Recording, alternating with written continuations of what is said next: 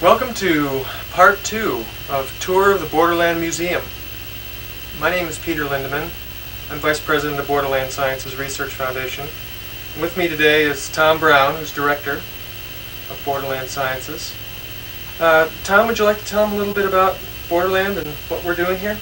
Well, Borderland was founded in February of 1945 with the issuance of Mead Lane's magazine called The Round Robin. And today I edit its descendant, the Journal of Borderland Research.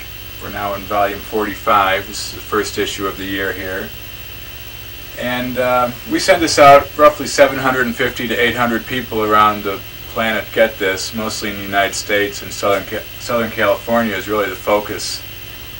Interestingly enough, if we go over to a place like Japan, we find magazines like this. This is called Super Mystery Magazine, Mu Special, Encyclopedia of Super Science. And on the cover here we see an illustration of Nikola Tesla around one of his giant coils sparking. Well, we wanted to just demonstrate to you here that that here in Japan, they are also interested in all the Borderland topics that we're looking at, but they print them up in a much more elaborate magazine. Right, we have at least a half a dozen of this particular magazine in our files. This one is very interesting because it covers quite a wide range of the board activities that we cover ourselves. Only when we staple a few pages together, they have a fancy printing and binding on theirs. And here we see some Curlian photography. Let's flip through and show a few of the things here. Of various power generation.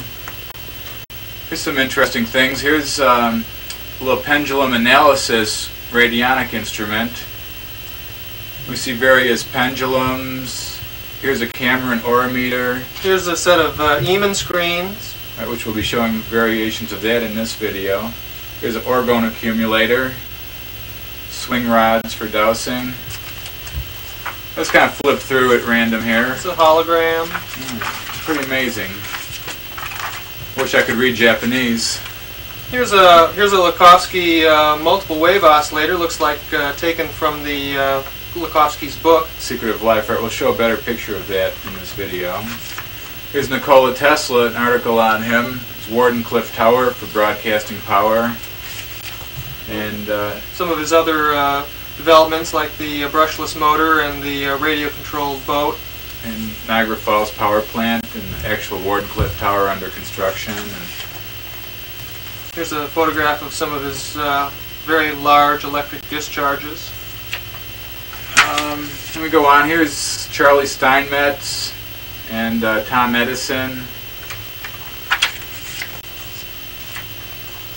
Here's an interesting gentleman by the name of T. Henry Morey. He developed a device that developed 50,000 watts of power with no fuel in the 30s. And here they show various diagrams of Morey's work. Various other pictures. And here we find a radionics box. Don't know who the gentleman is operating that. That looks like the Delaware radio vision, or their yeah, it definitely looks like the Delaware. Yeah, the radionic photography device. Okay. Here we find a picture of Ruth Drown. And her radio vision device down here. Right. And here's a little picture out of our Raid Atlas showing some of the equipment we showed on part 1 of the video. So Borderlands made it to Japan here, folks. And here's the Delaware instrument that we showed you in part 1. Here's some of the same photographs of the fetus taken at various stages in development for the radionic photographic machine of Delaware. Here's some UFO research. Adamski's saucer up here, and this must be Seiki here with this instrument. Yeah, some of this anti-gravity stuff. And here's a whole section on Lakhovsky multiple wave oscillators. And here again we find another picture from a Borderland book. This is straight from our MWO book here. And these pictures are straight from Secret of Life. And here we see Riley Crabb's hand cutting an antenna. These are all taken from the Borderland publication. Right, and this little instrument here that they have pictured is actually right here, and we're going to show that later on here in our when we get to our collection of multiple wave oscillators. But just to show that we're taken much more seriously elsewhere than here. Right. This is... Looks like, yeah... Oh, this is a Hieronymus instrument, which we showed on part 1. The basic diagram that works. And here's... Wilhelm Reich's Cloudbuster. It shows cloudbuster operation in the atmosphere. There's some brainwave research stuff here, galvanic skin testers and things like this, different brainwave. Right. And here's Vern Cameron. Here's Wilhelm Reich again. Here's Orgone and Rangley, Maine. And here's somebody in an orgone accumulator. And here's Bion and fascist characters, all aspects of Wilhelm Reich's life. You don't see any fancy magazines in the States with pictures of Wilhelm Reich. And here he is going to Lewisburg Federal Penitentiary. We're going to show some old Reich material too here in this video. We've got some old accumulators here. Here's Kirlian photography. Here's our buddy Vern Cameron again, dowsing for oil and working with various people. And here we see Bill and Davina Cox, who we now get our aurimeters and dowsing equipment from. And they show various instruments that Vern developed. And here we have Max Freedom Long, famous Huna researcher who was also a longtime associate of Borderland, and an aurimeter. And here's Mead Lane, founder of Borderland, and Mark Probert, early channel that worked with Borderland. Actually, the main focus of Borderland in the early days. Here's Anton Mesmer. Goes on and on. Anyway, it's interesting to see all of these. These are some perpetual motion machines. We should show these since they have some interesting one. Now, this is a pretty regular magazine in Japan, and it's big and thick and glossy and well put together. It'd be nice to do something like this in the States, but it would take major interest by people with money, which is as hard to do as build a perpetual motion machine. We just wanted to show that to show what kind of stuff we have in our files here. We have literally thousands of books and magazines going. This is just one issue of this, and Borderland is referenced as a source of worthwhile information all around the world. Yeah, we have a few members in Japan that send us this material from time to time. So we collect things from all over the world. And now what we're going to do here is cover a little bit of the energies coming from different shapes and forms, symbolic radionics. So right here, this is the cover of the latest journal, and on it is a drawing that was generated by Pat Flanagan, who's done a tremendous amount of research on the natural energies coming from forms. You may remember over 10 years ago he put out a book called Magnetic Form Resonance, which was a real eye-opener for me. I remember when I first read that. And some of his early work with what the ancients called yantra. Also, he was probably best known for his pyramid and his pyramid grid that we showed yesterday. Exactly. I'm not sure if this is an actual Flanagan one or a copy, but Patrick was the one that originated all this work and really got it into the consciousness back in the early 70s. So here's a little pyramid form that's formed out of plastic. And I've seen Kirlian photographs of this with little energy spikes coming off the top of these. I've done a lot of dowsing with these two different I had some with 64 pyramids and 16, and different configurations had different types of spins and sizes of spins on. There was a big rave back in the 70s when some group behind the Iron Curtain, I think it was in Czechoslovakia, filed a patent that said that something like this would sharpen razor blades. Right. I did a number of experiments with that, and the fact is they do. They do. I did that too myself. It's totally unbelievable, but it works. And so I got interested. Well, here, go ahead. Let's just show this. briefly. Here's one that was made by a man named Herman Menke. We've used this for growing sprouts. I got a real strong magnet from somebody and told me if you magnetize sprouts, they'll grow real fast. So we did a test with magnets and this just really made the sprouts grow. And what is this? It has a Lakovsky coil similar to what we saw in the Japanese magazine, and one side's like this, sort of reverse polarity. And just something in the collection here. Thought we'd show for people who like to build little gizmos. In the mid 70s, I got very interested in this idea of energy resonating from forms like this, and I started looking through the basic literature to try and find some very inexpensive ways of doing this. And one of the first things I ran into, which was very interesting, was this drawing. Now, this was originally, we've traced this back to antiquity,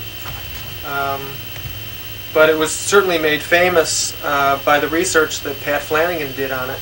Right, it was on a Sensor 2 pendant. Yeah, this became the heart of his Sensor 2 pendant, and he sold a lot of these.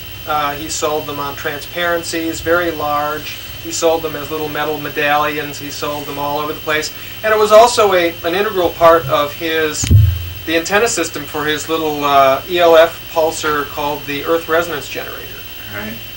And he found that this diagram focused an energy that was very beneficial to life. And he called it, he said it focused what the pyramids generated, what he called the pi ray. And so I became very interested in this. At the same time, Christopher Hills was putting out a device called the pi ray coffer that used a different symbol on it, which was this one, the concentric squares diagram. I built the pi ray coffer from their book, and anyway, this was a small radionic type device. We don't have one here. It cost about $100. It was a little wooden box that had one of these on the top and a mirror on the bottom, and it cost me about $1.50 to build. Yeah, exactly. Anyway, it had a little coil going down into it, and you'd place a piece of paper that had a thought on it or something, and your witness in it, and it would amplify that. And these things worked really well. And I became fascinated with this kind of thing in the early days, 13 years ago. And so I decided to try and come up with something that would do this that was very, very inexpensive. Like a drawing. If we could come up with a drawing like the because we'd seen all this information about if you just draw the Hieronymus machine, it would work as well as the machine, and all this stuff was in the literature. So I went through a number of different books, and I picked out these 4 main archetypal diagrams, and I've shown you the concentric squares and the Flanagan Sensor 2, and there were these 2 others. This one also dates back to antiquity. The largest one of these I know of is at the J. Paul Getty Museum in Malibu. It's about 9 feet around in stone on the floor, and you can stand in the middle of this thing, and believe me, it'll make your hair stand on end, the energy coming off of that. This one was also used by Christopher Hills within his system that they called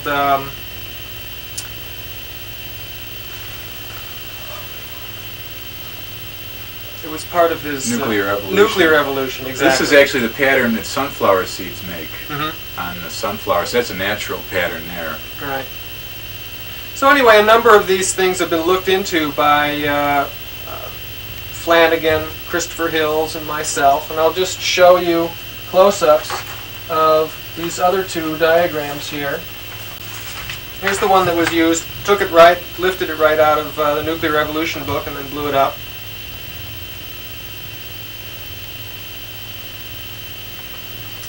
And this one I found in another book. I really like that one.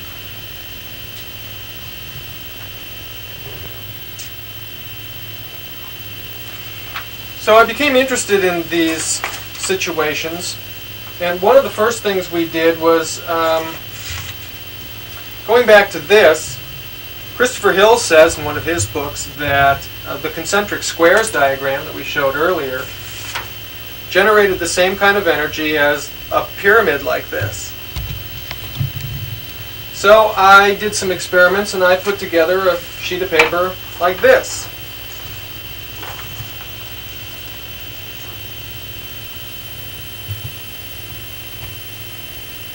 Just to see what it would do, and we found this would charge water, and you can get a very interesting warming effect about an inch away from it. And if you hold razor blades about an inch above any one of these points here, they'll sharpen, just like the pyramid. So we became fascinated with this, that a simple idea like this could be used to focus some sort of natural energy phenomena right out of the space that you were in. And often if you look at this, you get an incredible optical illusion. I'm hypnotized. Right. You get an incredible optical illusion from this thing, and I started meditating on this, and because almost everybody got the optical illusion, and so I started asking myself, well, what is an optical illusion? If everybody gets it, something's really happening, and what was it? And I finally decided, the way I explained it to myself was that this device, this diagram, was generating two kinds of energy. Both of them would impinge upon your optic nerve. One of them was a psychic kind of light, so that there was a message coming off of this on a psychic level which said this is white light, it's pure white. And the other one is the physical image of alternating white and dark areas. And the fact that your brain is getting both of these messages simultaneously, it can't focus on both of them at the same time. And so it flips back and forth between them. And that's what generates this optical illusion. It's actually something going on in your nervous system. So we decided that this was generating some sort of energy field, and so I decided to generate a little device which I ended up calling the psychotronic impressor, which started out with this little diagram in the center, and then had a flat spiral going out, and then a little witness area. And so this was kind of my cheap man's version of Christopher Hill's pi ray coffer. It had the little concentric squares diagram, and had a spiral coil in it like he had, a little copper coil in it, and it had an area for a witness, and this was all set apart by a boundary. And we found that you could get very similar effects using this as the pi ray coffer. If you would put a magnet behind this, the effects would get stronger. It was all fascinating. We even cut a couple of these, etched them in copper, like copper circuit boards, and put magnets behind them. And they became some of the most powerful broadcasting devices we ever came up with. But you could place a little witness of something here, a Bach flower remedy and stuff, and it would broadcast a little effect to you. So then we got very interested in that, and I built up a number of different styles of this device. Here's one with the Sensor 2 device in the center as and each one of these had a slightly different feel to it.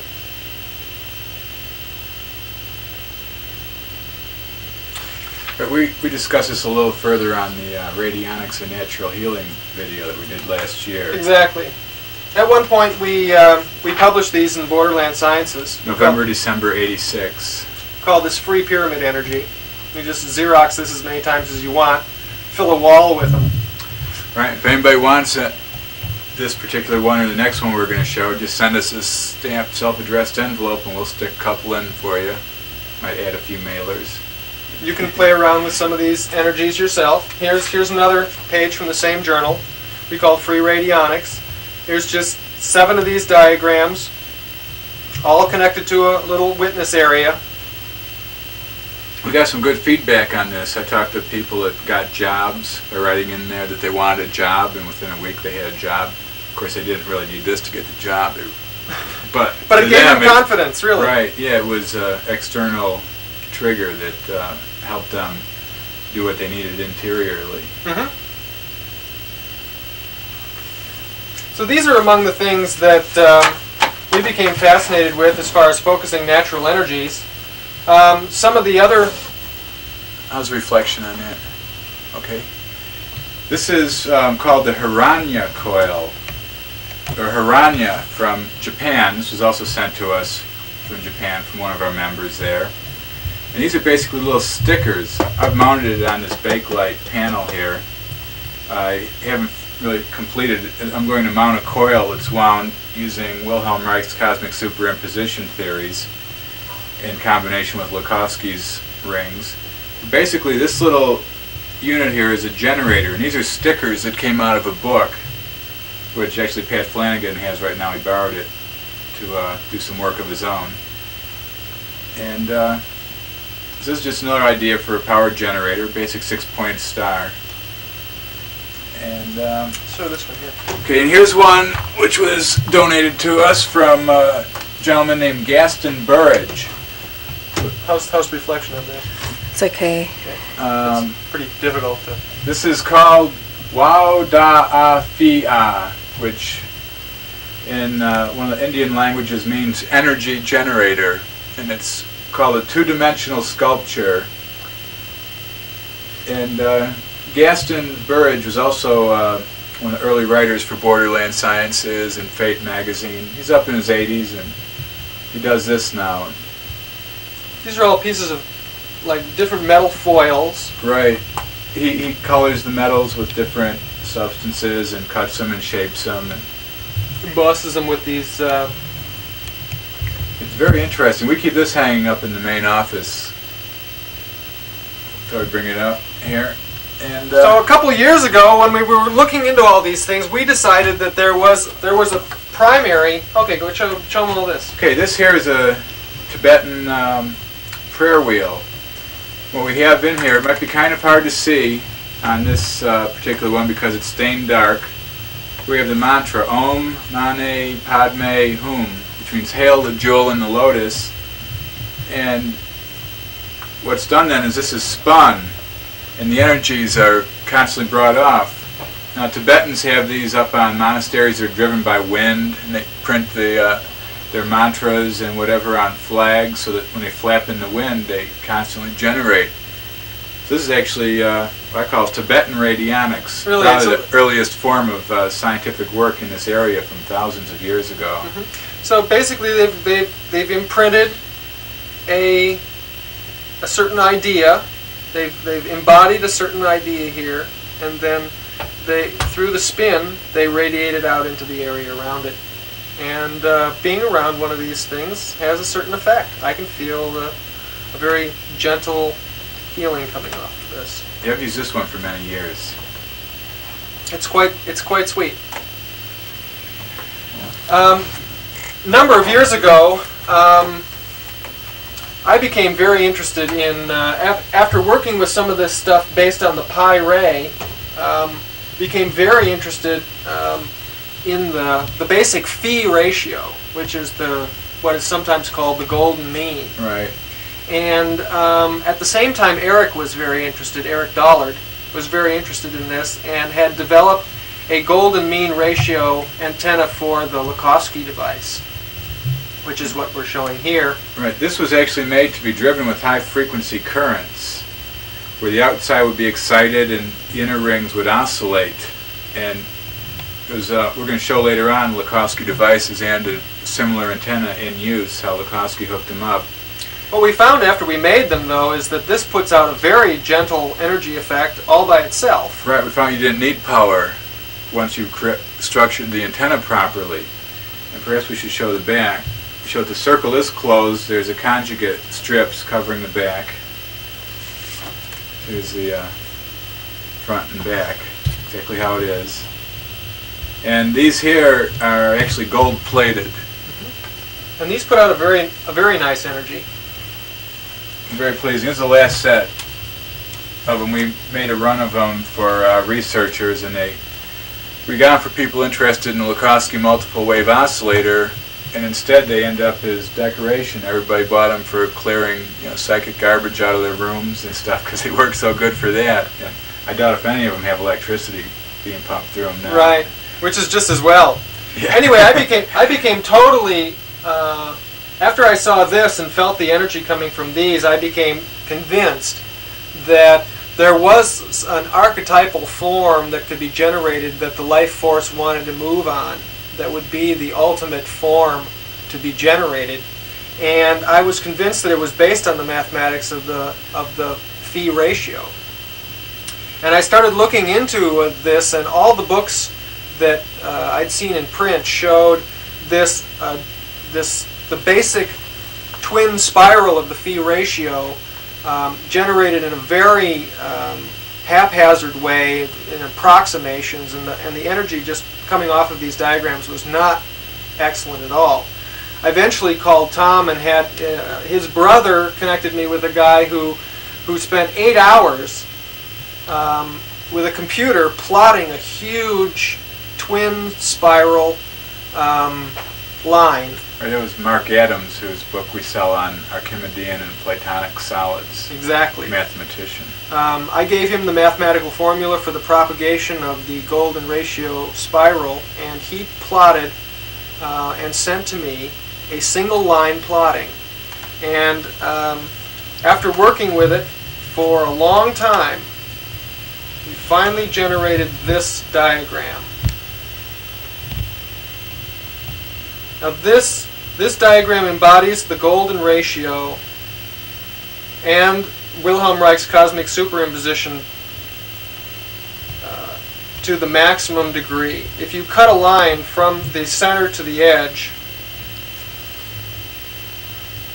each time you cut from white to dark to white to dark, etc., you are cutting through the golden mean, just as you were. Each time the distance, the thickness from here to here to here is a golden mean ratio extension. If you cut a concentric circle around this, you will also get that ratio. Very pleasing to the eye. I really like that one. And we've terminated it also with a golden ratio section. And the energy coming off of this is spectacularly gentle. And it's incredibly transparent. It's very psychoactive. If you put a magnet or a pulsing generating field near this, the effects get very large. So this is the end product of years and years and years of my work, which was stimulated by Pat Flanagan. And this was only originally we finished this diagram about 2 months ago. So we've been working on this for a long time. This is the first public show. This is the first public show of this particular natural energy concentrating form. Meditate on that one later. So that's pretty much it. I wanted to show one last thing. One other system we came up with was after you've got something like this, which was technically the broadcast section of a radionic type device, or which behaved very similarly to it. We also came up with this diagram, which you could attach to it. And in here you could put your witness, and then you could put symbolic representations and or actual remedies in these other areas, and tune the device so you had a lot of the same characteristics of a real radionic device, just on a couple pieces of paper. So we got the cost of this down pretty low. 10 cents, better than a couple $1,000. Exactly. And this system had a lot of uses. We used it for years. So these are among some of the things that we've got in our archives on work that's being done now and has been done over the last 1,000 years on the idea of drawing an energy from the natural environment, this living energy field around us, and focusing it or causing it to move in certain natural ways by having it interact with forms and or designs or diagrams. And the ancient science of this was called yantra, as opposed to mantra, which was the study of sounds. Right. Yantra was the science of these power diagrams and goes back thousands of years. Well, actually, Hans Jenny's work shows that the mantras will produce the yantras. Exactly. So there's a definite interaction. yeah. Right.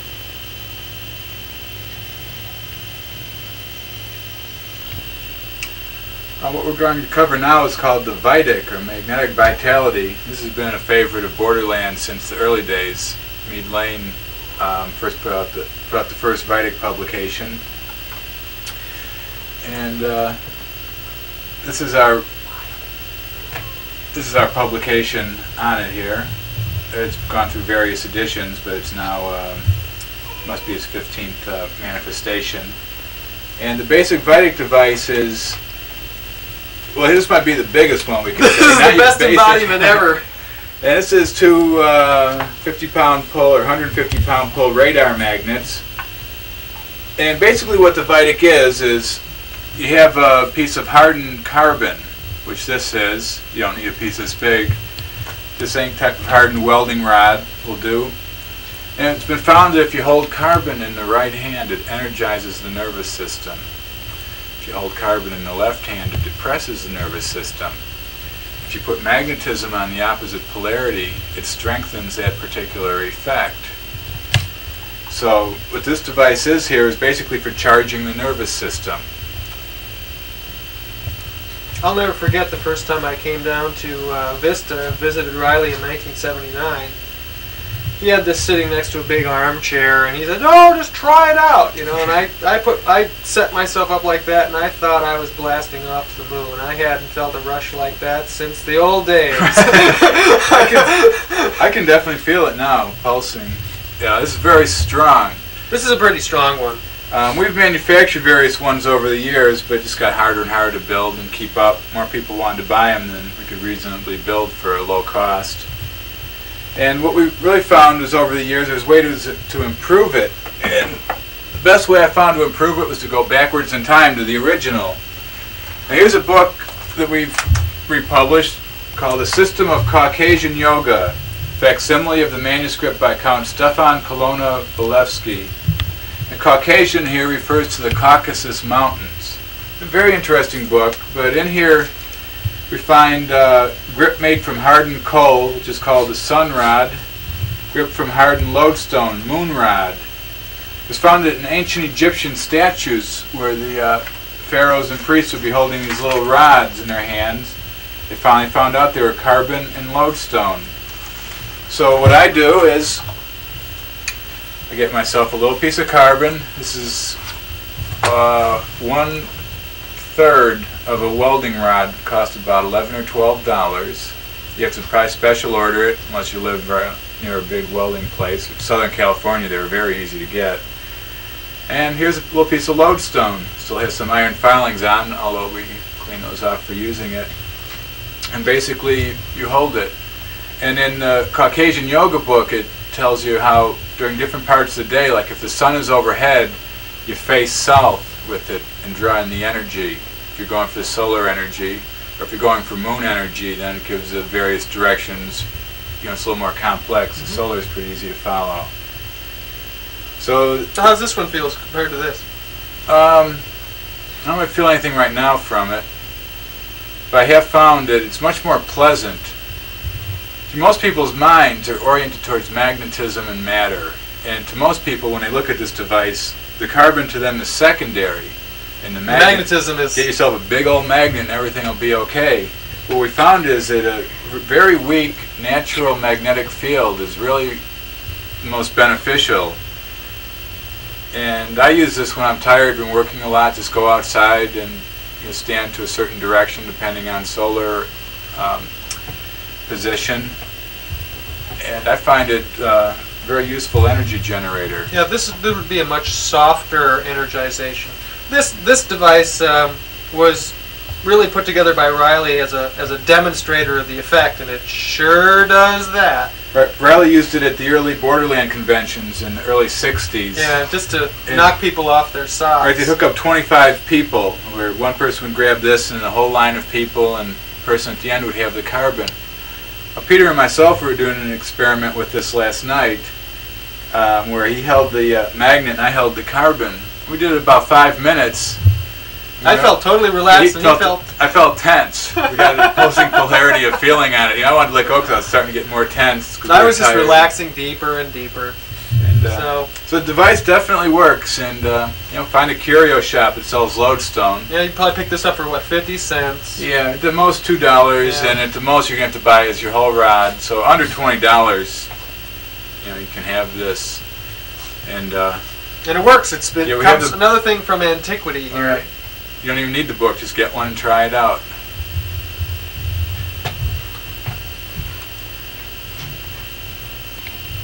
Moving right along, with Tom and I now is an original Spectrochrome light generator that was developed by Dinshah Ghadiali in the 40s.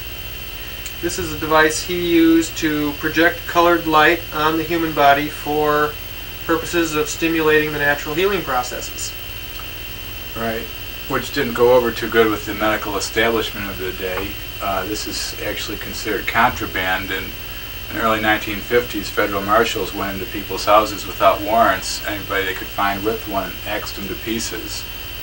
It's too bad, too, because in about 12 years of research on using colored lights to accelerate natural healing processes, I've seen some of the most outrageous miracles of any in the annals of natural healing.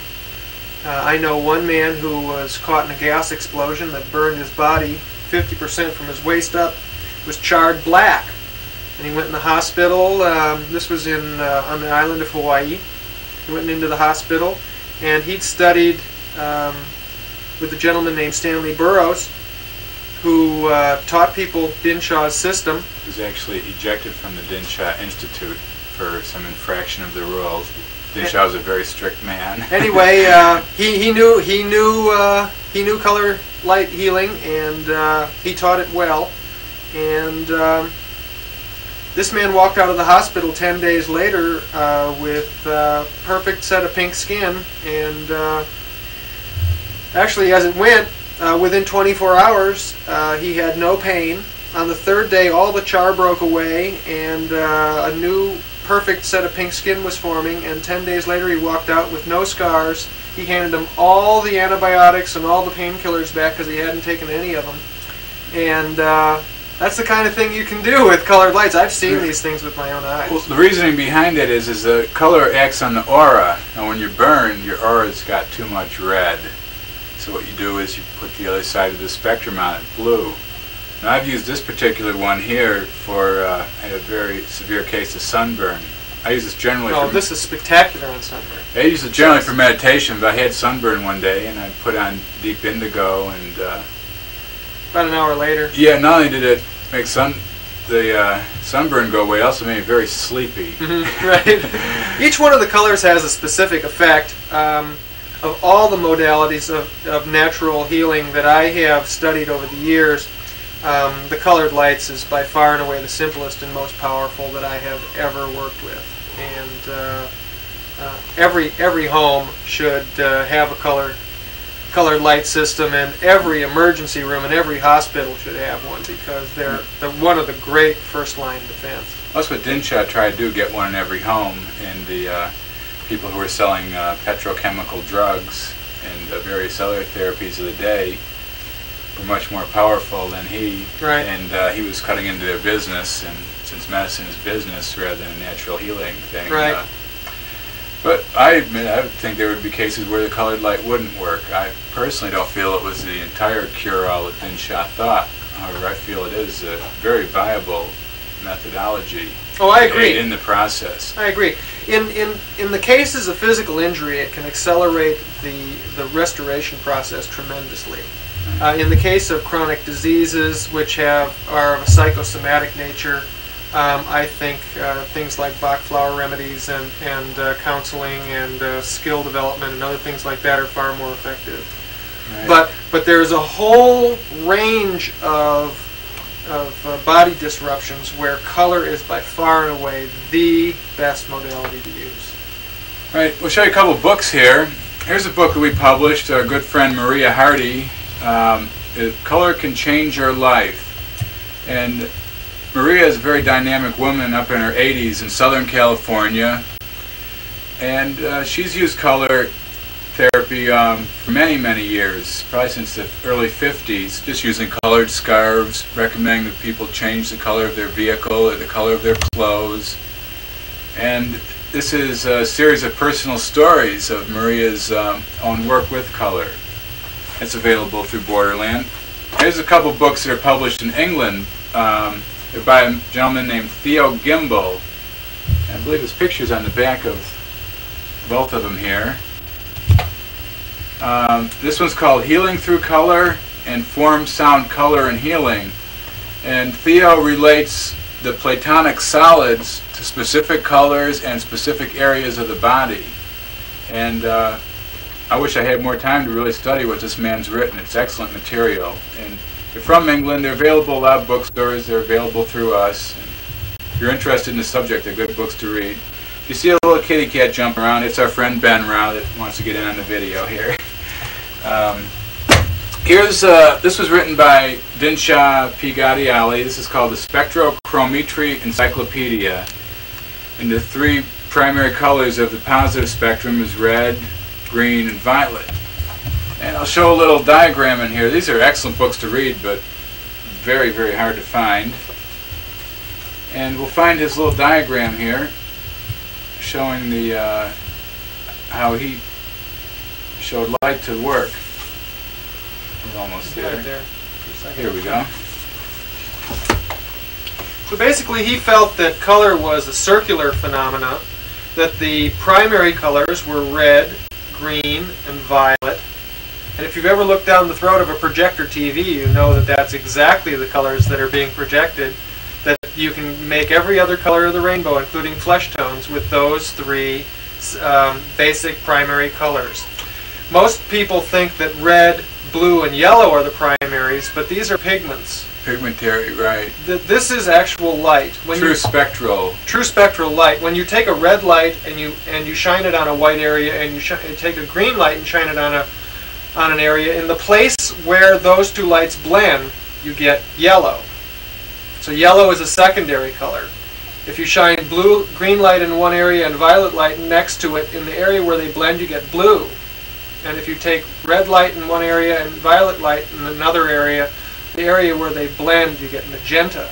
So that yellow, blue, and magenta are the basic secondary colors. Right. And so here we see the regular spectrum, what we call the Newtonian spectrum: red, orange, yellow, green, blue, indigo, violet. And this is the reverse spectral colors. Down here, scarlet, magenta, purple. Now Newton only did half the experiment. You know, he ran light through a little slit. When you run light through a little slit, then you get red, you get that spectrum. Right. Now, if you widen the slit up, the green disappears out of the middle, and you get red, yellow on one side. When it starts with yellow, and you get this spectrum around this way. No, I'm just talking about when we pull the slits apart. Oh, right. When you get two borders. You get red, yellow, and then blue, violet. Now, rather than running the light, of course, we bring them together, the yellow and blue make green. Now, rather than running light through a slit like Newton did, if you run it around an object, like a little post, right? Then you get blue, violet, magenta, red, yellow, a reverse spectrum. So there's actually two spectrums. So to Dinshah, these were like the physical colors here, and these down here worked with the circulatory system. And Dinshah was really no slouch. He wrote about a 3-foot book, 3-foot shelf of books, and I'll just show a couple others here. Here's one called Triumph of Spectrochrome, which is, Dinshah went through many trials. Here's Kate Baldwin, a noted doctor of the East Coast early in the century, who was a true friend of Dinshah and worked with the color instruments in hospital settings for many years. attuned color waves vindicated in New York Supreme Court. They took Dinshah through trial after trial trying to put him out of business, and he kept winning. He kept winning because his documentation was so good, because he was such a good scientist. Right, but then his lab mysteriously burned down, and the judge instructed the jury that the man was lying, and they didn't allow him to enter any evidence. And after about 5 years, they finally got the guy. But here's the second to last big trial. This is called 1,000 Years Ahead. This is volume 1 of 4. It was the only volume ever printed, and most of them were destroyed in fire. So it's water damage and stuff. These are all real rare books here. They're revealing the exposure of the medical racket and its tie-up with the legal racket by Colonel Dinshah P. Ghadiali. And this is just a very interesting book to read, just to see how the man's mind worked. And Ghadiali was a genius of extraordinary proportion. He was even though I didn't agree with his basic premise, because he went along with the Newtonian theory, which can easily be disproven in about 15 minutes with some spectrum experiments. But that in no way takes away from the work that he did with color therapy. That stands on its own. You can argue theory forever, but the pragmatic basis is... the results count. Here's a bound edition of Spectrochrome magazine starting with 1922. This is just part of the collection that we have. We can't really show them all. Here it says John D. Rockefeller has a chiropractor, but they didn't want anybody to know about that. Anyway, this is, if you go to the AMA's Museum of Quackery, I'm sure you'll find a lot of these types of things. Yeah, this is one of the main ones. This is one of the main ones they like to point out, that people have been trying to be bilked for years. All the radionic stuff you'll find there, all this stuff you'll find there, and we would just like to be on record as saying that this stuff works. All right, we've seen it work. We've seen it work. I've used it on my body. I've used the radionics on my body. I've used these other systems on my body, and my body responds to this stuff about 100 times better than it responds to drugs. Well, Dinshah said, you take any element and burn it, and you get a dominant spectral line. So he figured what the dominant spectral lines were for all the elements, and if you were lacking in elements, they could be brought in through the aura. By putting that color into the aura. Right. Now, after his the trial after the 1,000 Years Ahead book, he was finally banned from using the name Spectrochrome, and one of his sons runs a system called Spectrochrome today, and it's, while it is a color therapy system, it is definitely not the Spectrochrome of his father. But anyway, he changed the name to Visible Spectrum Researcher, and I believe that visible spectrum is actually a banned word too for these things. They're scared of these things, they just smash them to pieces. Just like they got Wilhelm Reich 10 years later, and we'll show some of his stuff. So what we're going to do now is we want to just demonstrate what these colors look like. Do you want to unplug these lights? I don't think it'll really matter. Okay. Because we can see up in the front. And first of all, we have red. Now these are not going to be pigment colors, so you may see just very slight variations, but when you're working with this, you get the full oscillatory circle. Maybe you can hand me that white sheet there. Okay, from there, here I know the slide. We can turn this a little bit. Maybe you should hold this because I know the slide okay. orientation. We'll give this a little turn here. We want to turn it so we can see it on the These are rare classic instruments. Somebody tried to sell me one of these for $7,500. Can you get, just turn towards here. You should try to get to the front of that. Okay. If you turn that a little this way. What? Yeah, let me come up a little, because we want to get it on front of this, because otherwise we're not going to get too much on there. What? Okay, so here's red. Now all these were made with 5 slides, could make the full circle of color. So we go from red,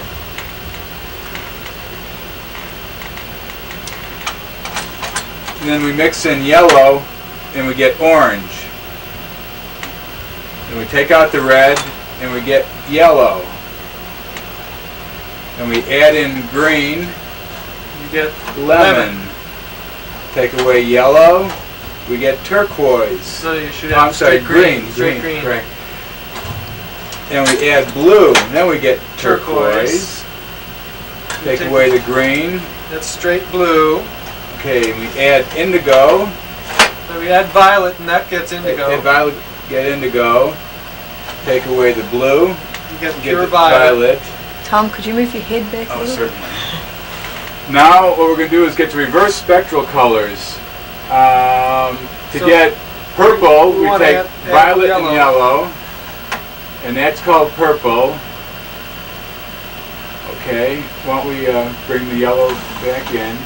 And now to get magenta, we mix violet and red, the two ends of the spectrum, to get the reverse color magenta, which Dinshah said was the same color as green, but rotated in the opposite direction. This magenta, probably very hard to see on this, but we're doing the best we can just to show how it works. Okay, and then scarlet, we take away the violet, and we want to leave the red on. Right. Then we'll take away the violet and bring in blue. The second slide here. There we go. And there's scarlet, which is circulatory stimulant.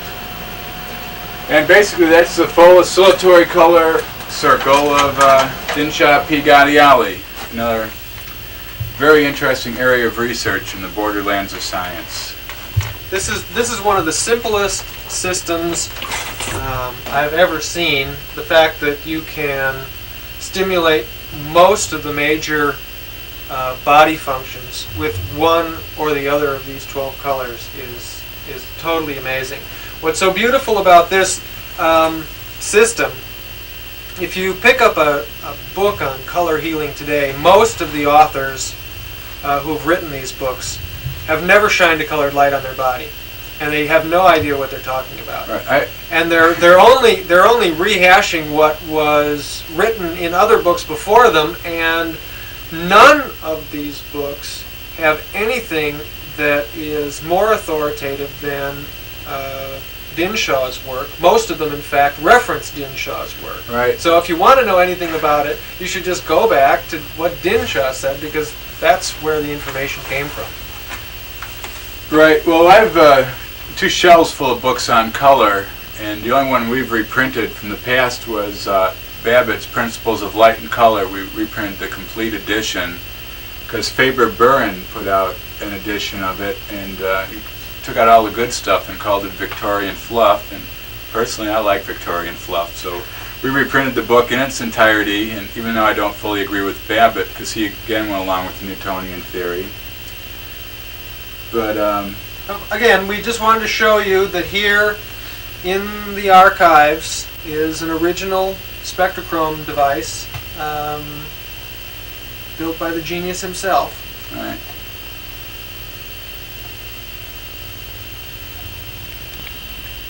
The next thing we'd like to get into is the work of Leon Ernest Eeman. For years, none of us knew what the LE stood for, but thanks to some brilliant and in-depth research by Leslie and Terry Patton, we've found out a tremendous amount about what Borderland has been promoting for over 30 years. What you're looking at is the front cover of Eeman's book, Cooperative Healing, which was originally published in 1947 in England. Right. The subtitle is The Curative Properties of Human Radiations. And Eeman in the early 20s suffered from severe injuries from a plane crash. He was a fighter pilot in World War I. He crashed his plane because the gasoline stopped going to the engine or something, and he ended up with a number of major spinal injuries and was given up just about to die. He decided to heal himself, and he remembered the admonition of Jesus to heal the sick by the laying on of hands, and he didn't understand why there was this admonition to use both hands, and he decided that it was because the human body was a polar phenomena, that the hands, each hand had something to offer. So he decided to develop a system whereby he could basically lay hands on himself, on his spine, because it was his spine that was injured.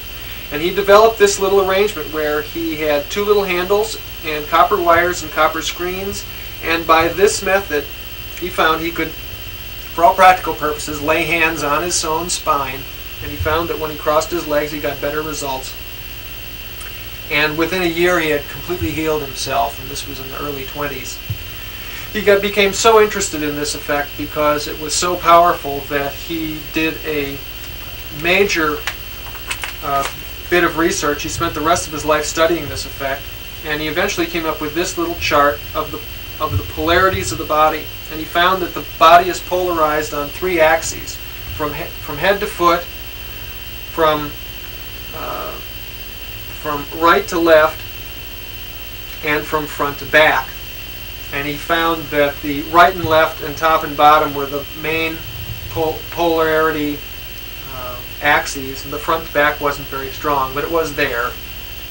And so he continued to work with his basic circuit for years and years. After he died, because he had never trained anybody, he didn't have any disciples or anything else, his work basically fell into disuse. Riley picked it up and published a... Well, it was actually started out in the journal in the early 60s. He ran a series of articles, excerpts from cooperative healing, which later made it into a small pamphlet which we issued, which is actually now undergoing a major revision with a lot of additions of Eeman's talks that he gave before various bodies of learned peoples. And this edition here is published by Health Research. We finally got this back in print. Right, this is from the Borderland file copy. To Riley Crabb, and may cooperative healing help him and his. Ellie Eeman, January 16th, 1953. So this is available through Health Research or through Borderland. And I think we're going to go through some of the circuits and show actually what's happening and show some of the modern development. Actually, Peter Lindemann here is pretty much single-handedly done all the modern research into Eeman's work.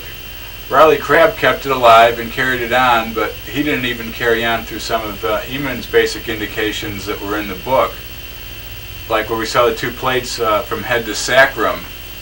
Now here's actually a historic pair of Riley's early Eeman screens, and just connecting hand to sacrum and head to hand. And I've constructed many of these sets, and we found that by connecting the spine with another cable, it actually strengthened the effect.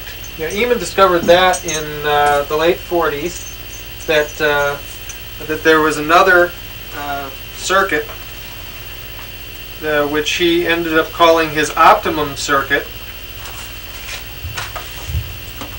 Do you want to? Okay.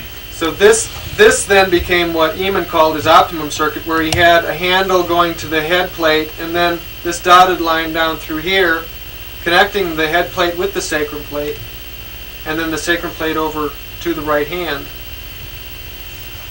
And that the energy effect was stronger this way.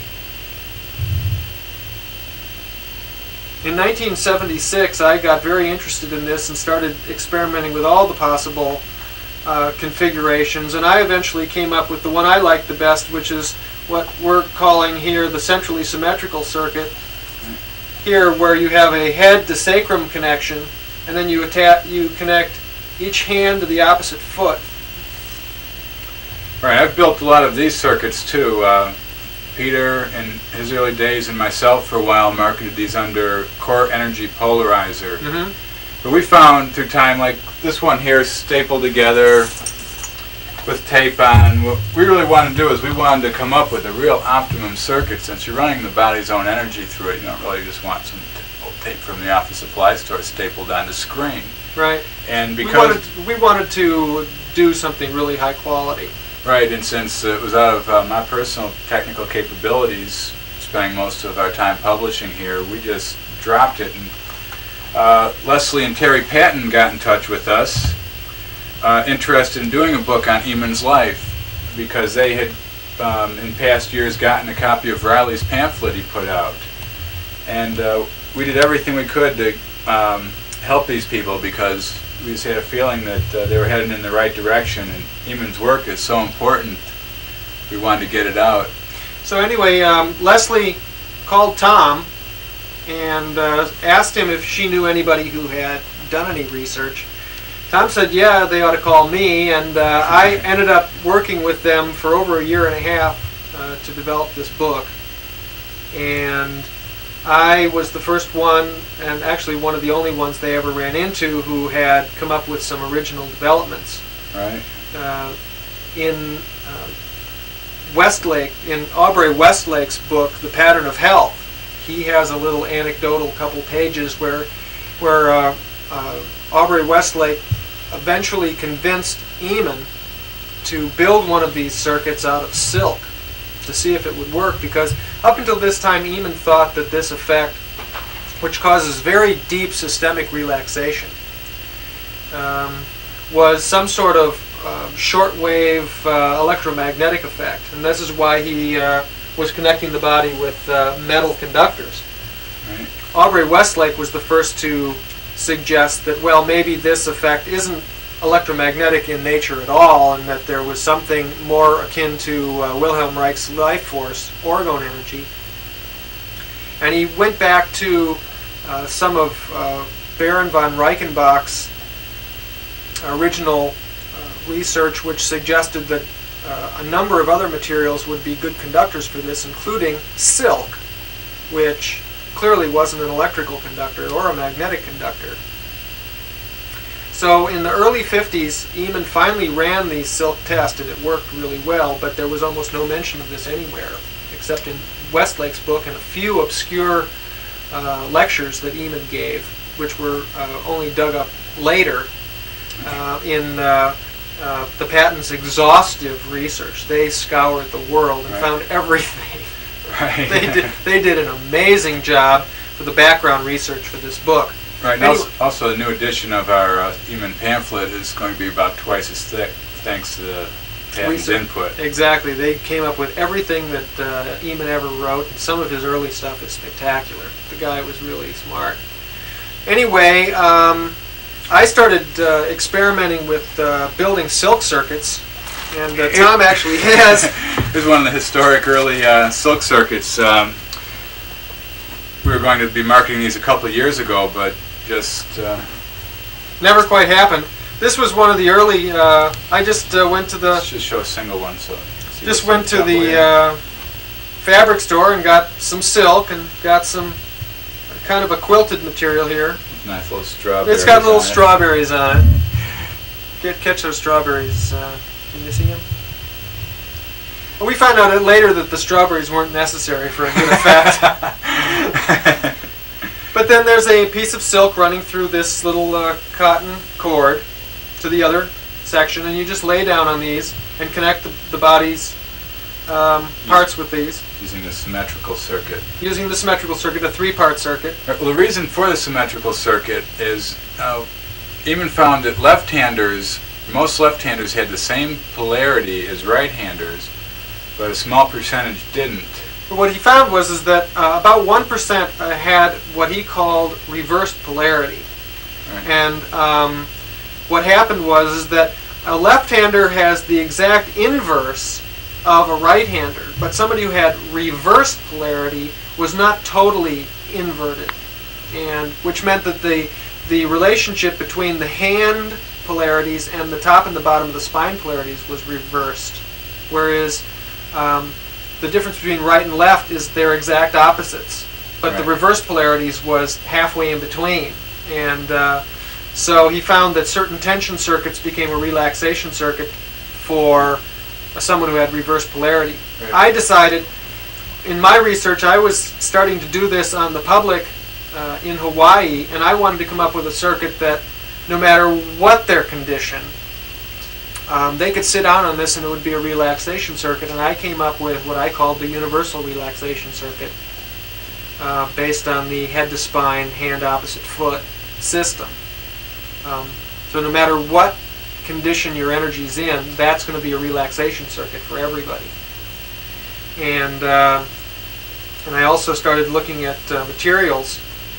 Right, this is connected with a silk thread inside of the cotton fabric. So this acts like plastic insulating a wire. Right, cotton So on top of connecting the plastic, two. on top of silk. So that these can cross without the silk crossing and shorting out, Right. carrying the body's energy. So this was the very first silk circuit, and I ended up building probably 45 or 50 others, and coming up with different types of silk and different types of backing and everything. And eventually, what we came up with is a system now that's being marketed by the patents. They've started a company called Tools for Exploration. And here's how this product, which started in England in 1920, was kept alive for 30 years by Riley at Borderland here. We're now going full mainstream with the book. And these are silk, and then there's also copper, going back to the original copper circuits too. They both work. There's different uses, and the book explains this quite thoroughly for people that are interested. The silk produces a much more subtle effect. The book explains this. This book is really the definitive work. The patents did nothing less than a spectacular job of their research. They just exhausted every possible resource and blended it all together.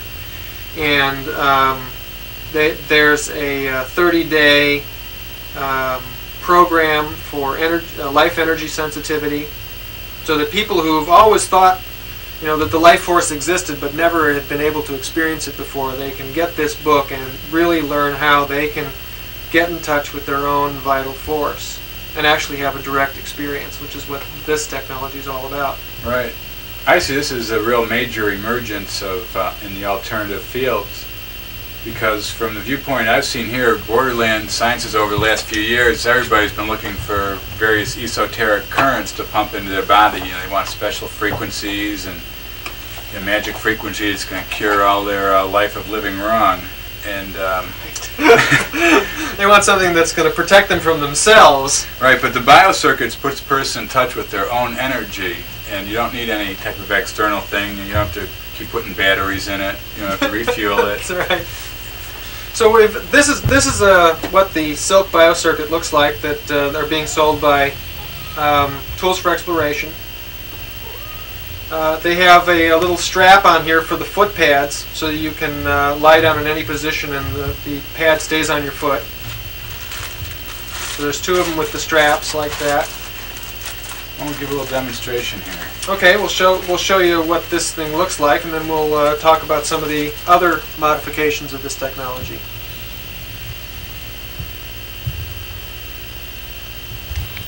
So here we have a typical layout of the silk biocircuit in the basic universal relaxation arrangement.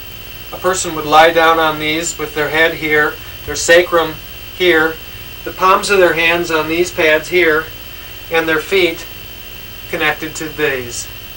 And we're going to break, and we'll set Tom up on this and then come back and we'll explain this.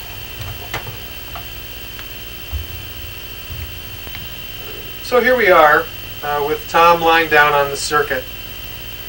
And basically what this system does, as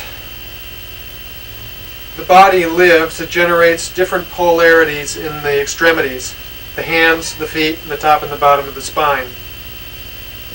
By connecting these extremities in a way that promotes a flow of life force, we can literally short-circuit all the wrong ideas and wrong living patterns in our body and allow the energy to flow back to where it needs to get to normalize.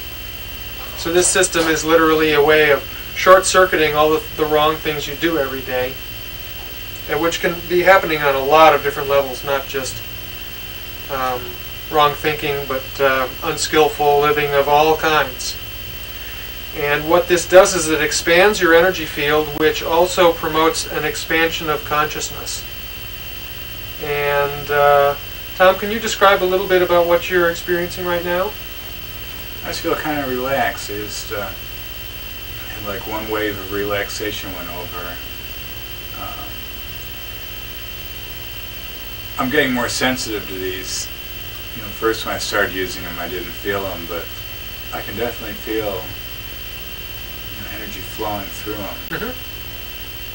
So I feel relaxed. Mm-hmm. This is the basic phenomena with these circuits, is that it causes a deep systemic relaxation and causes the body to let go of accumulated stress. First today's stress, but then if you continue to do it, you can even get into releasing yesterday's stress and last year's stress and last decade's stress. And you get these progressive waves of deeper and deeper systemic relaxation. You get breath release, and it comes in waves. It's a fascinating phenomenon. One of the things that Eeman found in working with people over the years was that if he took one of these wires like this and cut it, he could introduce different vibrations into the person's energy field, which he could use to modify the person's response to being relaxed in this way. And we're going to get into a number of these things which Eeman called substance circuits. We'll show you some of the things in the book, and one of the ways that we're looking at introducing substances into the circuit, which will be available through tools for exploration.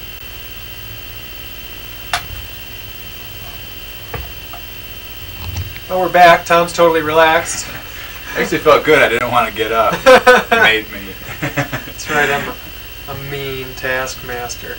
Anyway, we wanted to get into a little bit of this technology since it's becoming more prominent now, and products are being made available to the public in a very large way, and there's a lot of publicity by the publisher, who is H.J. Kramer.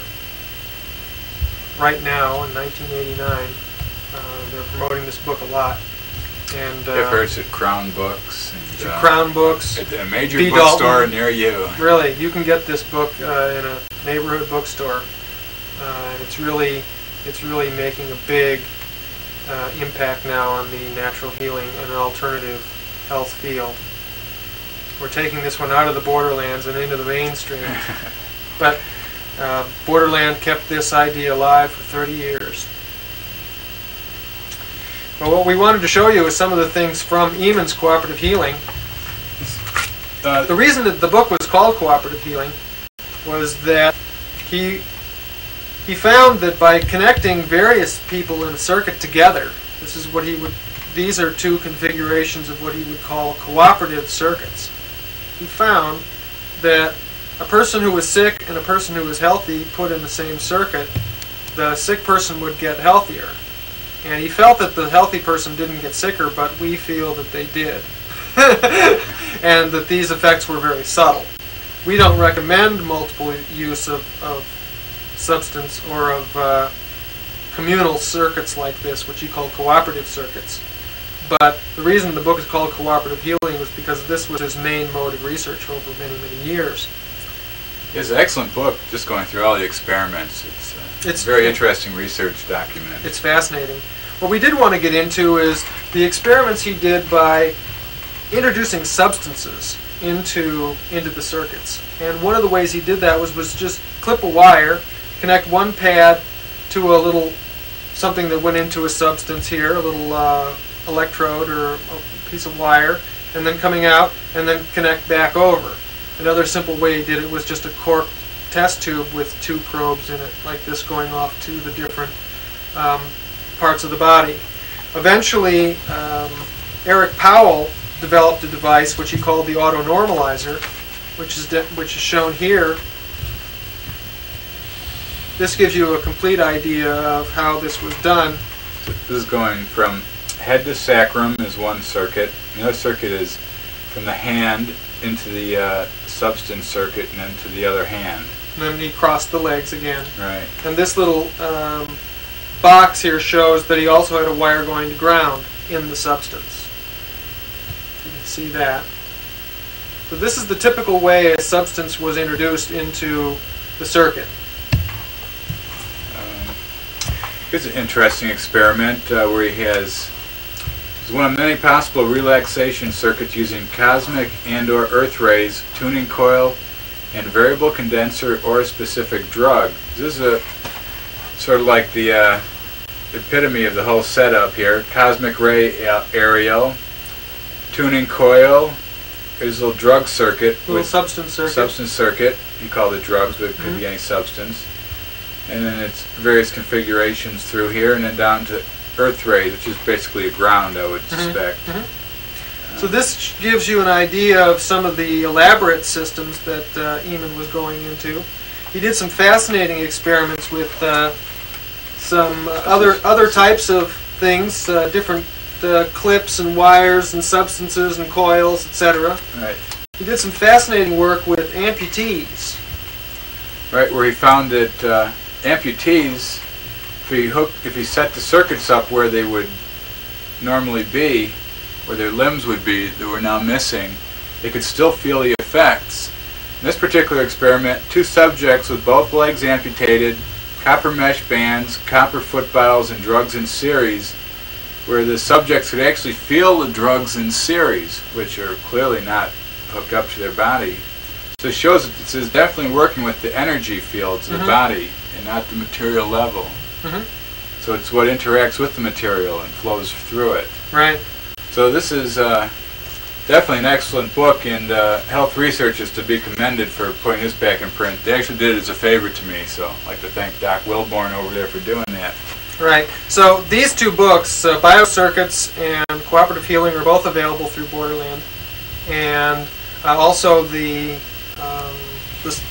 silk biocircuit and the copper biocircuits are also available. Biocircuits is a word that was trademarked by the patents. It was a word they developed to describe this technology for their book. Eeman never used that term, but it's the term we're going to try and use to popularize this idea, and I think it was a really good term they came up with. It is. Yeah.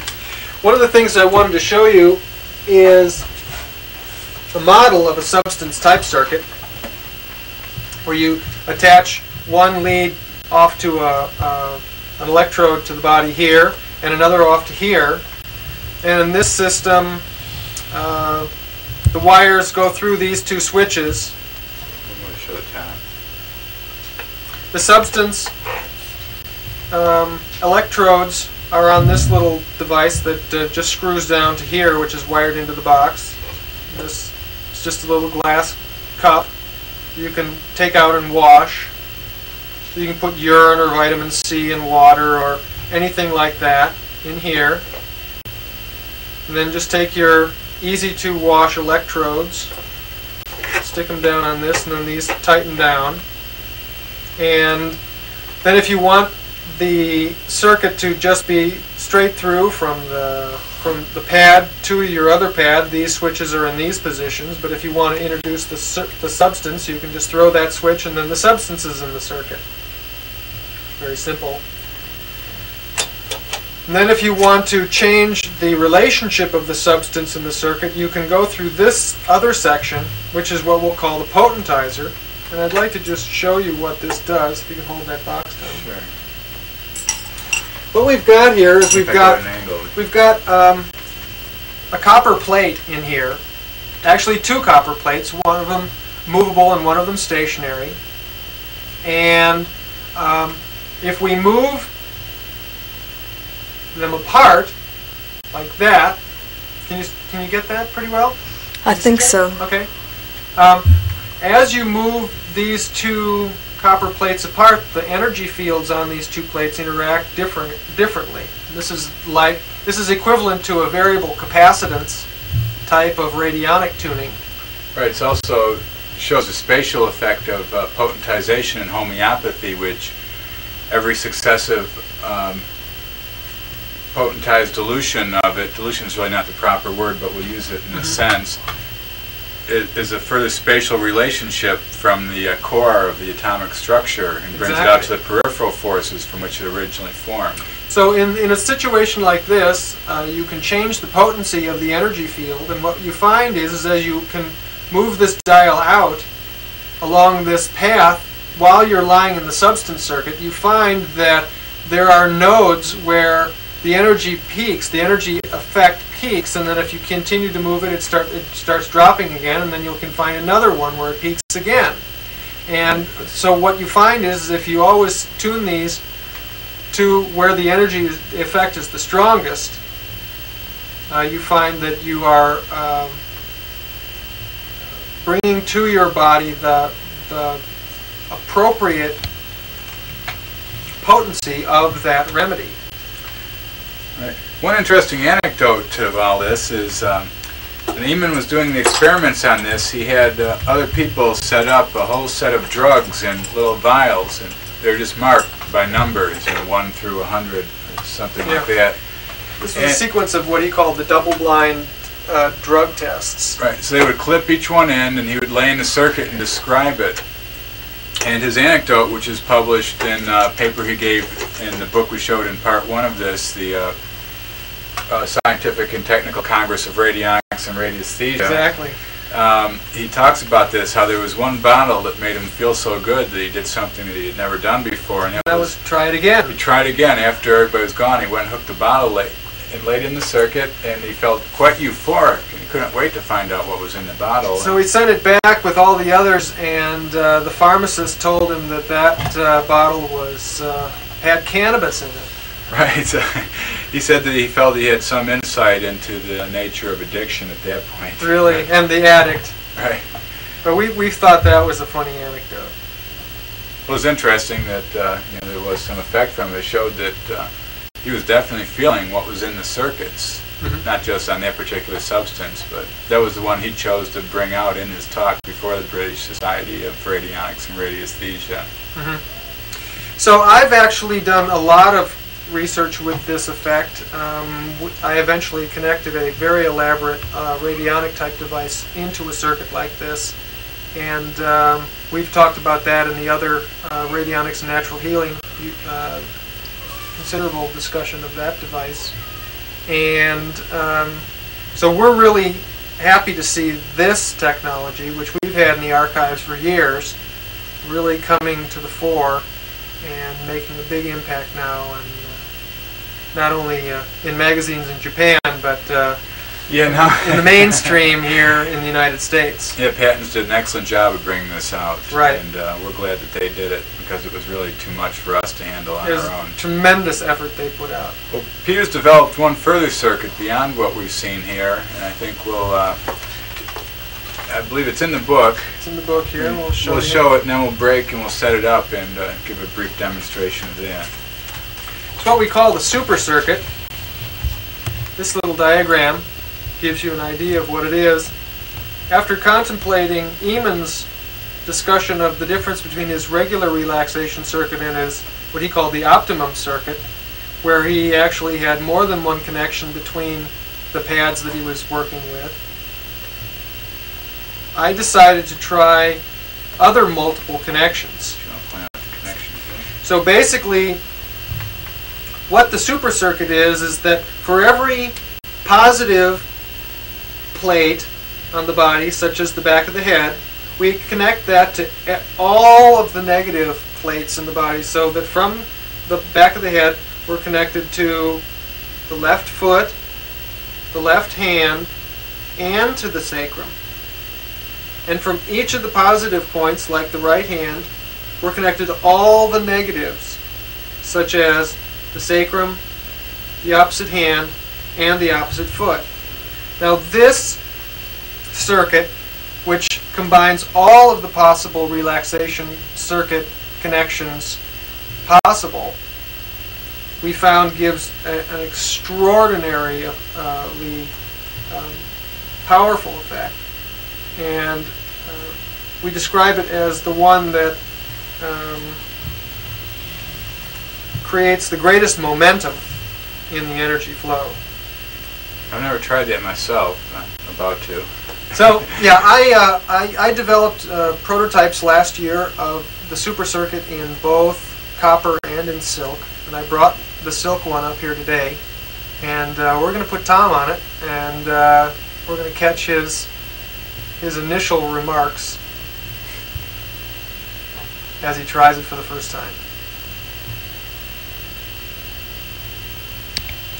So here we have Tom lying on the super circuit. Basically what we've done here, because there's so many wires interconnecting the different pads, we've sewn the whole thing into a blanket so that everything is protected, so that the wires can't get all tied in knots. And over here we've got the pads with a little strap holding the pad on his foot, and we just fold these around to help keep the pad close to the bottom of his feet. Now you notice that he's left his clothes on. The pads on his feet are going through his socks, and the sacrum pad is going through the back of his pants, but that his hands and his head are touching the silk. So Tom, can you give us a few comments here of what you're experiencing? You've been on the circuit now for about 1 minute. I just felt the first little wave. It wasn't as strong as when I was on the other circuits. That's probably because we've been hopping up and down here. You just feel the first one right when you were asking me. And does it feel, what does it feel like? Can you describe it?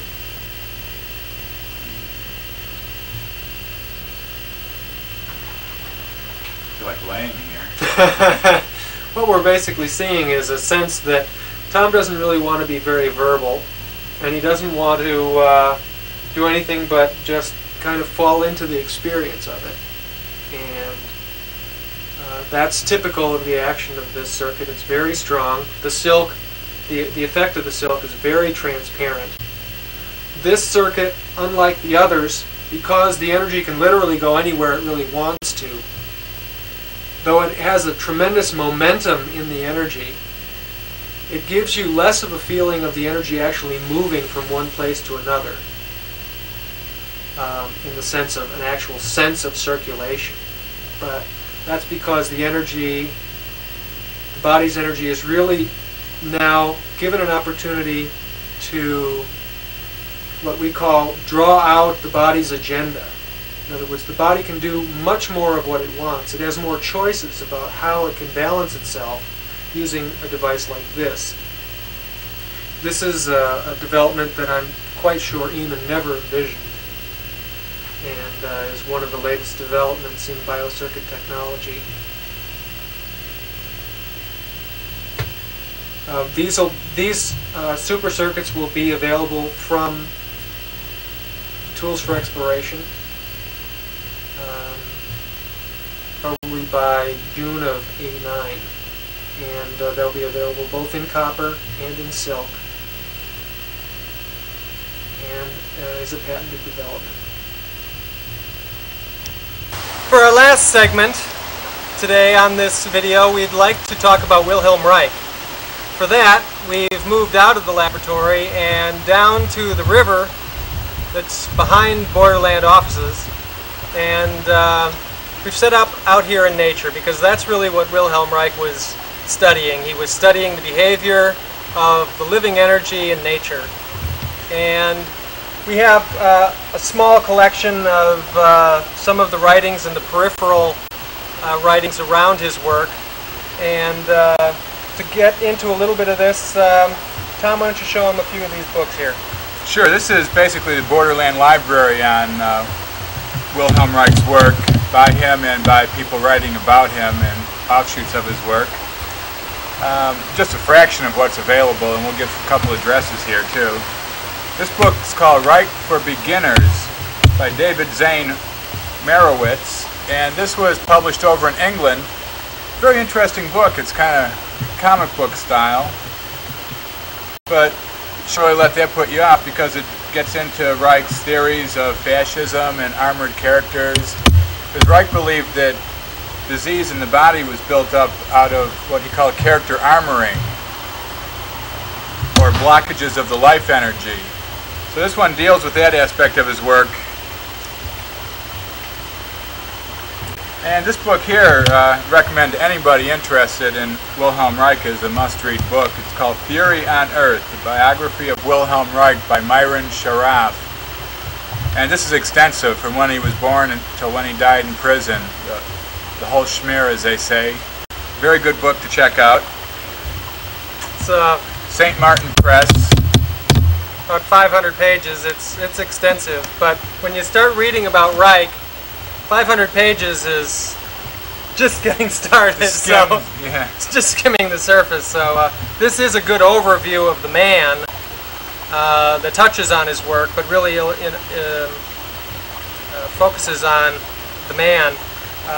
The rest of this really focuses on the work that he did, which was extensive and multifaceted.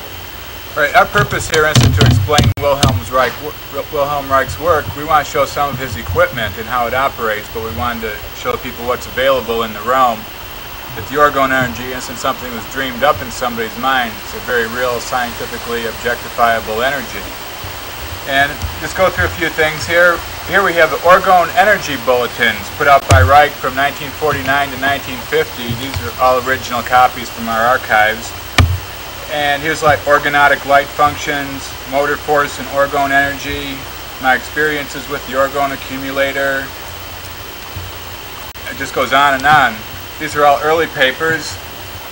Then there's also another publication called CORE, Cosmic Orgone Engineering. These are very rare books. This one's contents, OROP Desert, which stands for Orgone Operation, by Wilhelm Reich. Part 1, Spaceships, DOR, Deadly Orgone Radiation, and Drought. Well worth getting from the Wilhelm Reich Museum in Rangeley, Maine. Then we have Volume 2 and Volume 3, which the work in this led up to a book called Contact with Space, which we don't have a copy of, where it's really not too pertinent to what we're talking about right here. Just want to show this. But here it gets into the medical doorbuster, wind flow and orgone flow, etc., etc. Here's history of the discovery of the life energy, atoms for peace versus the hoodlums in government. Reich really had way with authorities. Didn't like them. And here we have Volume 1 and Volume 3 of the International Journal of Sex Economy and Orgone Research, edited by Theodore P. Wolff. Some really good, interesting material in there on the relationship between orgone and electricity. Some of Reich's early observations, which, if he'd known a little bit more about static electricity, it might have been a clearer writing, because he was amazed by things that other people had already known about. But nonetheless, some very interesting and good material. Here's a book, The Bion Experiments on the Origins of Life, where Reich showed that he could get living energy to appear out of sterile, dead material.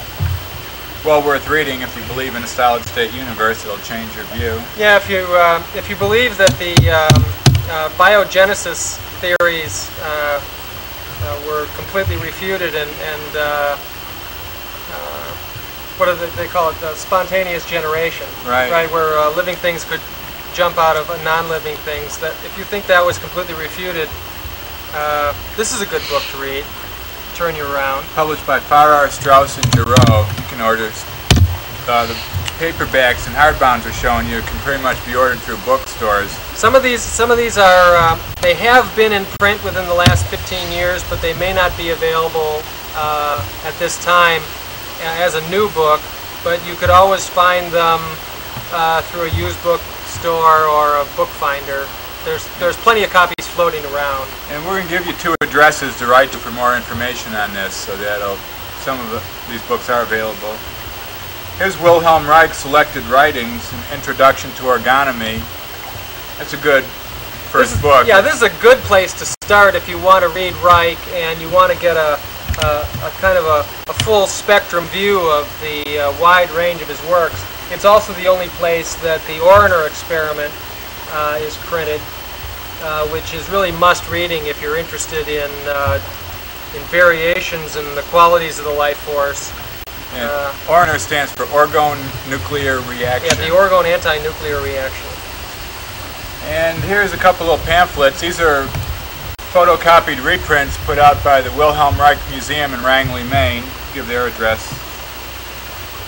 And those are from these old journals we showed. They've reprinted certain articles, or you can buy Xerox editions of the whole thing. All right, so this one's called the Orgone Energy Accumulator. This is just a short pamphlet on the accumulator, which we'll be showing a little bit later. And this one's called Cosmic Orgone Energy and Ether.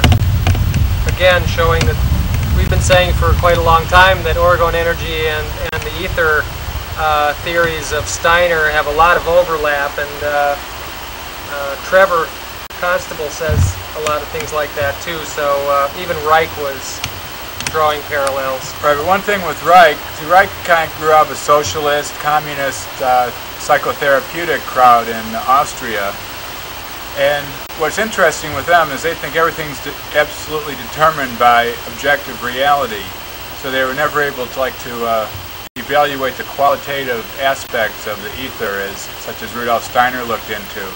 So you could say they, in a sense, while they look at the life energy, they look at it from a purely mechanical sense, because it's only what they can measure and evaluate was all that was real. Anything else was pure mysticism, which they considered a deeper form of sadism, which gets into Reich's character analysis.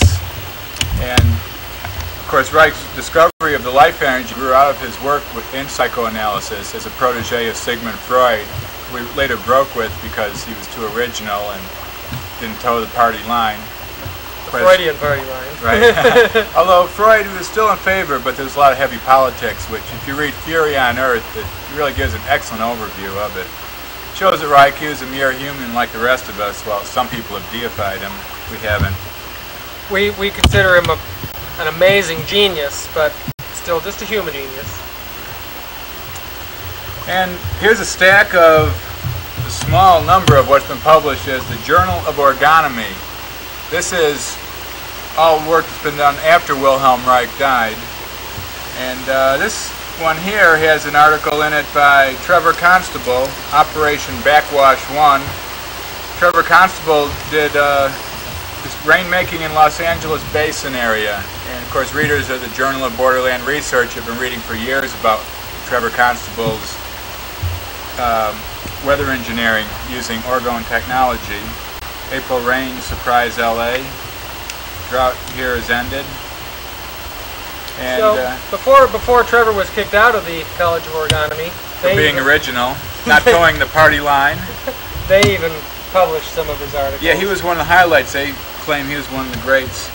And here's the Journal of Borderland Research, current issue, September-October 1990. And here we have an article, The Coil-Orac Effect, Orgone Accumulator, Experimental Observations by Nicholas Reiter. And what this is Nicholas has been working on ways of measuring the orgone energy with the meter. And he shows basically how he's winding the coils. So this is the type of information we like to put out in our journal to keep the research current. And I have the two addresses here I want to give out, so now's a good time. The first one is Natural Energy Works, Post Office Box 864, El Cerrito, C-E-R-R-I-T-O, California, 94530. Excellent catalog of orgone publications. And the prime source of all is the Wilhelm Reich Museum, P.O. Box 687, Rangley, R-A-N-G-L-E-Y, Maine, 04970.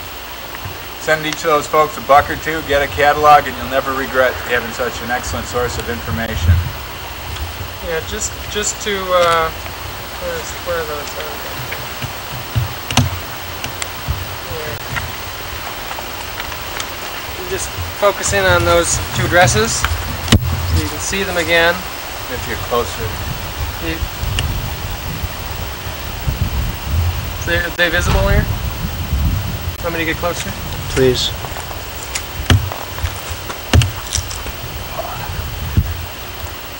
They're right here.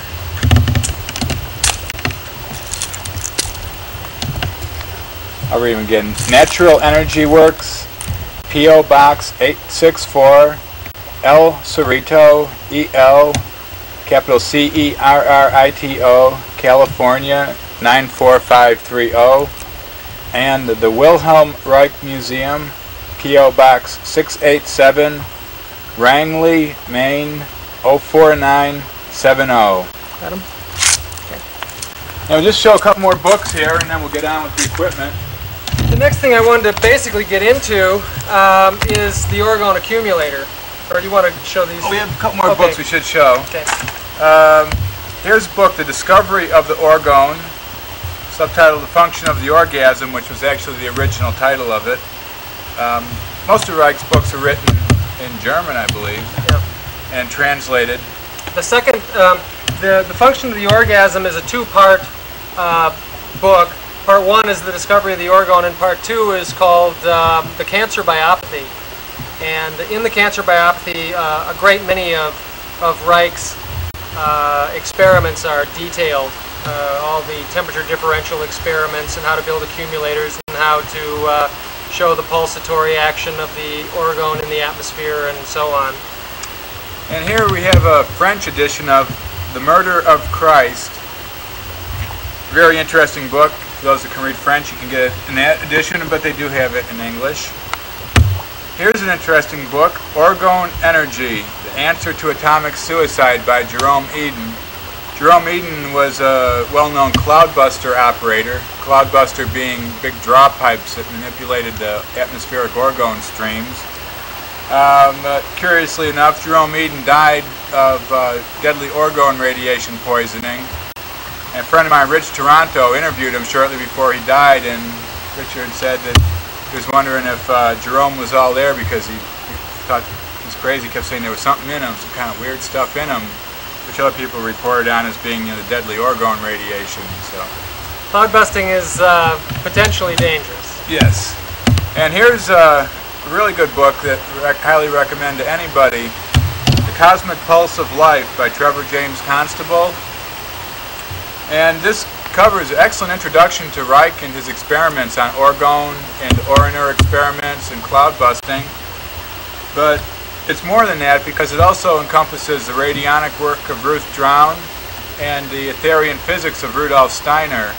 And Trevor shows a common thread that runs between them. Naturally, the College of Orgonomy doesn't like it because they're pure Reichians. They believe in their strict line of thought, and Trevor was one of those original thinkers that was capable of looking into diverse disciplines. Very good book, and has a lot of photographs. Some of them, I bring it up here, show a couple of Trevor's cloudbusters he built over the years. How are those coming out there? Okay. And this book is published by Borderland, so it'll be well worth checking out. So the next thing we want to cover here is basically Reich's discovery of what he calls the orgone energy accumulator. For years in his experiments, Reich was continually getting indications that there was an energy that was everywhere in the environment. And since he was coming from a scientific point of view, he constantly dismissed these indications because if something was everywhere, then you can't isolate yourself from it, and you can't set up a controlled experiment because you can't get away from this stuff. So you can't set up a situation where you have orgone energy and then a situation where you don't have any. So he kept disregarding these indications. As early as 1920 he saw these things, but finally by 1940 he had come to the discovery that he had finally convinced himself that the orgone energy was everywhere, and he had learned enough about it to determine how to gather it up to higher levels of density. And what he found was, I'm going to bring this up here. This is from the book, the Orgone Energy, the Orgone Accumulator Handbook by Jim DeMeo. In this drawing here, what we basically have is we have an enclosure which is 100% metallic on the inside and 100% organic material on the outside. And then the intervening layers within the walls are made up of alternating layers of organic and metallic materials. Now in this book here it says you can use fiberglass, wool, cotton, or plastic as the organic materials. And the inside should be sheet metal, and this says steel wool layers alternating here. and then some organic fiberboard on the outside they call cellotex. Reich specifically said that if you want to use these things for irradiating human beings, you must use steel wool. You must use only iron in this, because it sets up a resonance between the energy in the box and the energy in your blood, and it's the red blood cells that are the hemoglobin and the iron in the hemoglobin, which sets up a resonance between the iron, the energy iron here, and the energy iron in your blood, and it gives you a systemic charging. But here they say you can use fiberglass or wool or cotton. Of all the experiments I've run, I suggest only cotton. Wool gives kind of an oily feeling, and plastics give a very sterile type of feeling, and the very nice, soft, pulsatory qualities of the life force are lost unless you use cotton and steel wool, which gives a very, very strong but gentle effect. Right, that again brings in the difference of the qualitative versus the quantitative view of the orgone. Yes. Again, here is shown a what's called an orgone accumulator, a large-sized one where a person can get into it and then the door can shut, which we'll show you in a minute. And here is a small one. It's about a cubic foot with a coil coming out of it, and at the end of that there's a funnel. And this is a small orgone accumulator that where you can take energy from the core and reflect it out onto a little funnel, and you can irradiate local areas of your body with this. And this is called an orgone shooter. And I just happen to have one right here. So Tom has one right here. This is made up of alternating layers of organic and metallic materials. You can see that this is just a pressed fiberboard on the outside, and we can't show you what's inside, but right, this is built to the exact specifications of the plans put out by the Wilhelm Reich Museum. So I'm sure that this is cotton and steel wool in here. Right, this tube is connected to the core. Yeah. It's insulated on the way out, and the funnel here then projects the force. So we should show the blankets here too. Yeah, so if you wanted to, let's say you had a cut or a burn or something on my hand, for instance, I could just put this near my hand and bring a larger amount of life force onto this. And I've used this kind of thing since about 1976, and works really well, in spite of the fact that the Smithsonian Museum has things like this in their Museum of Medical Quackery. This stuff works tremendously well. Reich was discredited, but he was never proved wrong. But don't take our word for it. Get it and try it. Try it yourself, that's right. Yeah, because I didn't take anybody's word for it. I tried it. Me too. I will go through a couple orgone blankets here of different types and show you the pluses and minuses. This one here is Orgone Energy Blanket, made by Clark Kent at P.O. Box 392, Dayton, Ohio, 45409. And personally, I get a good feeling off of this. I can feel the charge coming in off it. But you can see where it's clearly organic wool on one side and the other side is metal, and there's a couple layers in there. It's a steel screen. Now, one of the disadvantages to this one is it's always on. It's always accumulating. There's always a charge on this iron section here. And he uses wool. This is wool on the outside here. 100% pure New Zealand wool. Right. It's good quality wool, but my subjective sense of this one is that the wool adds kind of an oily feeling to it. It's subtle. It's hard to describe. But this does accumulate. This does work as an orgone energy blanket. It's definitely good for that. But I don't like the quality of it. Okay. Slight difference of opinion there, but it's with feel. These things are all with feel, the qualitative feel of the energy, what really works for you. And Peter's much more sensitive than I am to it. I can feel the warmth streaming in where he's more sensible to the quality. This was built by a group called Organics down in the East Bay area. And this is your standard blanket with steel wool inside.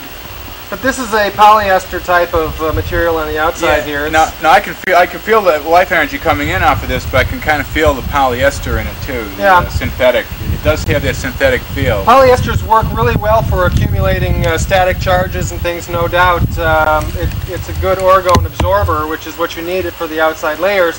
Right. But again, the qualities aren't that good. Now here is a standard style to my liking. It's the ugliest, of course.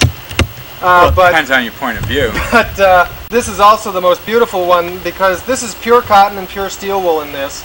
And it's organic on all sides, which means that unless you wrap it around something like your body, it's not accumulating anything because there's no final metal layer for the charge to build up on.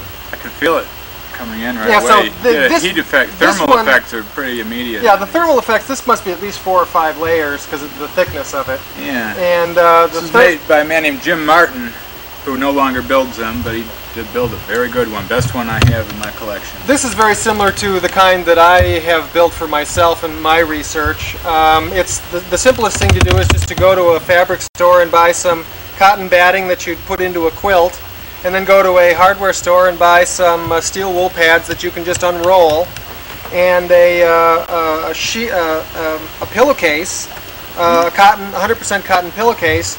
And you just lay out layers of cotton and steel wool, cotton and steel wool, cotton and steel wool, and you just put it in the pillowcase and poke a few. If you notice, each one of these things, there's a little bit of quilting here. They poke a few little knots through with some yarn or some heavy thread to keep the material from shifting when it's held vertically like this. And I recommend that in all of the designs. And so now we're going to show you a large-scale orgone accumulator. This one was donated to Borderland by Trevor James Constable, for which we are eternally thankful. And also that's where many of the Reich bulletins and things came from too. Now this is the classic orgone accumulator built in the 50s from Reich's design. Inside the thickness of this wall are the layers of the cotton and steel wool. I believe this is 3 layer. 3 layer, right. And what 3 layers means is that this outside fiberboard, and then the first layer of steel wool behind it is considered 1 layer. And then there's another layer of cotton and steel wool, that's the second layer. And then there's another layer of cotton, and then the final metal layer, and that's the 3 layers. So a layer consists of a layer of cotton and a layer of metal, and a layer of metal. So organic and metallic equals 1 layer. Right, and not only in this one, not only do you get the thermic quality of the heat streaming in off the wall, but you can also hear electrostatic sparking in the steel wool. And I've had people show up here just independently. I ask them to sit in here for 15 minutes and tell me what they think. And they all say they hear this popping noise or cracking or snapping. Little discharges, which shows perhaps a relationship between orgone and static electricity or dielectricity. In the late 70s, I built a large one of these. It was about 4 feet by 4 feet and then about 6 feet tall. And we could close it up and seal it completely against light coming in from the outside. And within about 5 or 10 minutes, even if 2 people were inside of it, you could see each other, and you could see each other even with your eyes closed, meaning that the life force acted like a self-luminescing, and you've got all kinds of visual effects that acted directly on your optic nerve, even if with your eyelids closed. Oh yeah. Oh, it's totally amazing. And you could see this blue-gray fog drifting through the accumulator, just like Reich says in his books, and periodic yellow flashes. I've seen all that stuff. And also putting the shooter in here, using it as a seat, that increases, the shooter's a 5-fold, I believe. Yeah. Which makes it 8-fold in here, and then you can like charge up certain areas of the body. And that would also increase the total charge inside this accumulator because you're charging up the smaller one as well.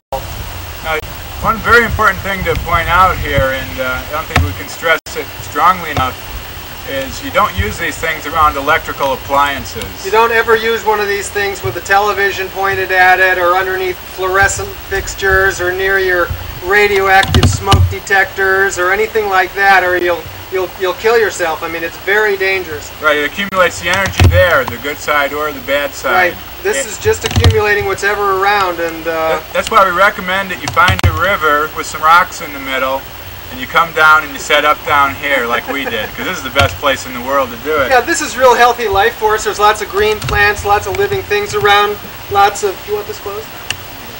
Okay. So we're going to charge up Tom, see if his beard doesn't grow back like the beginning of this film, and see if he can't give us some on-the-spot pointers.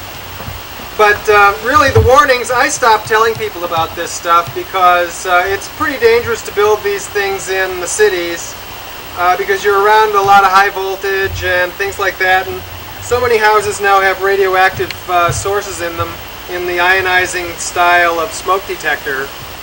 And it's really dangerous to have an accumulator around.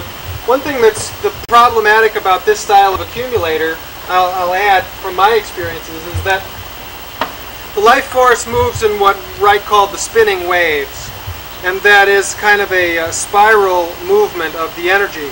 And when a spiral movement comes up against a corner like this, it kind of denatures it. It can't move in its natural spiral. So what happens in an accumulator like this is that the energy starts denaturing and moves in quality towards DOR, which stands for deadly orgone radiation.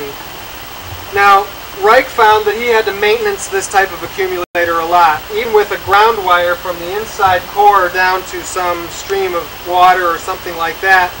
He had to come in here and scrub down the sides with sponges and water and things like that a lot.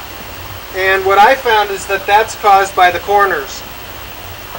So what we started doing is we started building cylindrical accumulators, just a cylinder with open ends with lots of layering around that, and then when you get into that, the energy doesn't denature.